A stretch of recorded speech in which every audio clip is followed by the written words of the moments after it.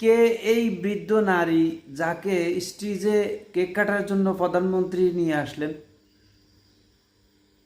পিজিআরের ৫১তম প্রতিষ্ঠাবার্ষিকীর অনুষ্ঠানে এক আবেগঘন দৃশ্যের অবতারণা করলেন প্রধানমন্ত্রী তারেক রহমান।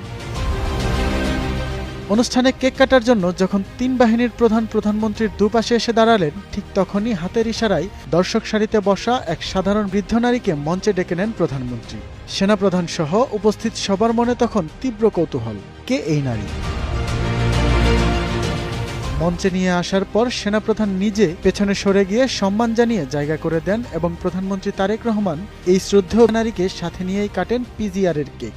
পরে জানা যায় তিনি হলেন শহীদ প্রেসিডেন্ট জিয়াউর রহমানের বিশ্বস্ত দেহরক্ষী নায়েক শহীদ আবু তাহেরের স্ত্রী রওশন আরা।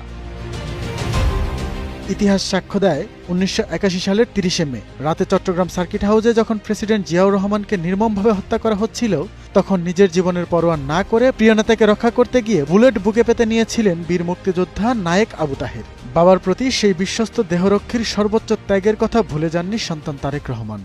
একটি গণতান্ত্রিক সরকারের প্রধান হিসাবে আমি জনগণের বিশ্বাস এবং ভালোবাসার উপরে আমার আস্থা এবং নির্ভরতা বজায় রাখতে চাই।